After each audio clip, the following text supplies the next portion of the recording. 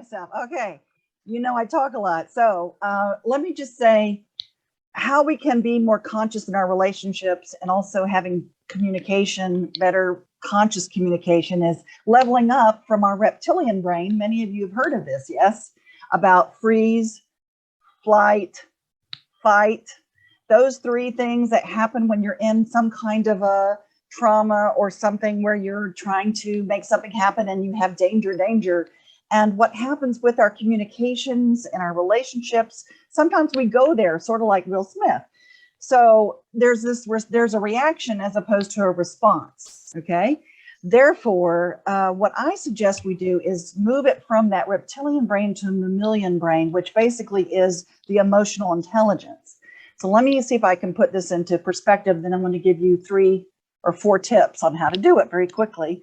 One is many of us may go into the victim realm where we blame other people for our communication, or we blame other people for things in our life, and we become a victim, and then that's how we give our power away. The second thing that we could be doing is we are rescuing people in our communications or in our relationships. We're rescuers. Let me rescue you because you're not capable, or let me rescue you so that I can feel better about myself. The third thing that we can do in that realm, that lower reptilian realm, is we self-protect. Many of us have been hurt with our communications or others' communications or relationships. So self-protect can look one of 2 ways. You can go hide in a corner and you don't speak and you freeze, or you go and hide, or you self-protect by being intimidating and like a blowfish. I'm going to blow up and intimidate you and be a bully. And that's a form of self-protecting. So what I suggest we do is shift all of that with some of these tools I'm going to give you. From being a victim, you take ownership, taking responsibility for your thoughts, your beliefs, and your actions. That's something you can change. That's how you take your power back. The second thing is change from rescue to respect. Respecting yourself and respecting the other person in a relationship or in your communications. The third thing, which is really important, is to take that self-protection and move it to empathy. So you raise your empathy chip up. And that's basically saying you're putting yourself in other people's shoes first. So you would say things like this in the communication. You would say, I can only imagine how that might feel.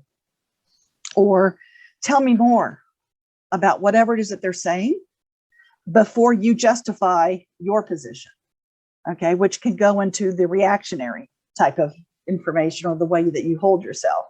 So that the empathy chip, I think, is really important for any communication or any relationship. And I've been doing this for, like Nancy said, 40 years, and everybody wants to be heard. Everybody wants to be acknowledged. Everybody wants to know that they matter and they want to be seen. So the tips I have for you is, number 1, ask clarifying questions. If you're afraid to speak up, if you're afraid to use your voice and you're afraid to look stupid, ask clarifying questions. And you say it just like that. I have a clarifying question. I've learned that from you well, Burge. All right. So 1 was clarifying questions. What's number 2? Number 2 is tell your truth with compassion. Beautiful. Number 3 is saying, for me, the truth is. And this is just the tip of the iceberg with Burge, the iceberg. We could call it that. It's the iceberg. Burge, thank you so much. And I'm trusting everybody's getting value from this quick fire round. I'm sure you have pen and paper. Burge, thank you for guiding me and so many amazing thousands and thousands of people over the years. You're welcome. My pleasure, hon. All right. Beautiful.